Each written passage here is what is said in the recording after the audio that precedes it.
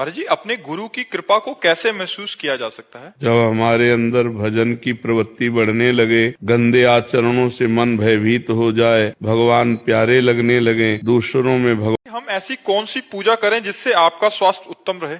आप सबके आशीर्वाद से, श्री जी की कृपा से हमारे मन की स्थिति लाडली जू में रहती, इसलिए हम हर समय प्रसन्न रहते हैं। आपसे हंस रहे हैं, आपसे बात कर, ये कृपा है। और हम चाहते हैं कि सब लोग भजन करो और ऐसी स्थिति प्राप्त करो कि बड़े से बड़े दुख को रौंद करके मुस्कुराते हुए निकल जाओ। भजन के द्वारा ये हो सकता है, रुपया के द्वारा नहीं हो सकता।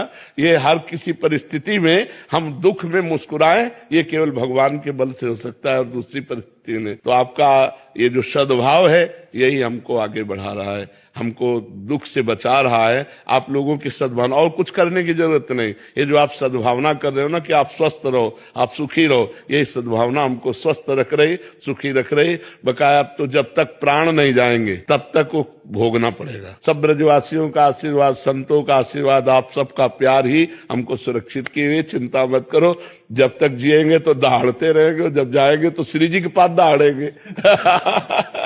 महाराज जी, जब भी मैं भगवत स्मरण, जप या ध्यान करती हूँ, तभी असंगत और बीते हुए समय की व्यर्थ बातें मन पर हावी हो जाती हैं। जी, इस मानसिक विक्षेपों से कैसे पार पाऊं महाराज? पागल आदमी रोड में खड़ा गाली दे तो हम उससे मतलब नहीं रखते। ऐसे इस समय मन पागल है, इसको ऐसे उपेक्षा करनी जैसे पागल आदमी रोड में जा रहे, पागल आदमी आपको गाली दे रहा हो, ईंट मार रहा हो, आपको बुरा थोड़ा लगे कि पर ये लगेगा यार पागल आदमी। ऐसे इस समय मन विषय में पागल है, संसार में पागल है, माया में पागल है। जब हम भजन में बैठेंगे तो भूत की बातें, भविष्य की बातें, वर्तमान की चिंता लेकर के या व्यर्थ की बातें वो मन हमारे सामने पेश करता है। जो मन में छुपी हुई वासनाएं वो बाहर आती हैं। हमको चाहिए कि डट करके नाम जप करते रहें और उनको इस तरह उड़ाते रहें जैसे पागल आदमी की बातें। मेरा मन, मैं मन, अब ये सोच लिया तो करना ही है। देखो ना, अब ये मन हट ठाने तो मुझे करना ही पड़े। क्यों करना पड़ेगा? अब वो जलाएगा। जब आप ना कहेंगे तब वो आपको ताप देगा, आपके हृदय में एक अशांति पैदा करेगा। जो उसके द्वारा दी हुई व्यथा को, जलन को सह गया, वही निकल गया, वही मन को वश में कर पाया। और जो उस व्यथा से परेशान होकर जैसा मन का वैसा कर लिया, वो भ्रष्ट हो गया। तो हमको सहना है, इस पागल आदमी की बातें नहीं माननी है। हमको भजन में अपने चित्त को बार बार लगाना है। जहाँ से मन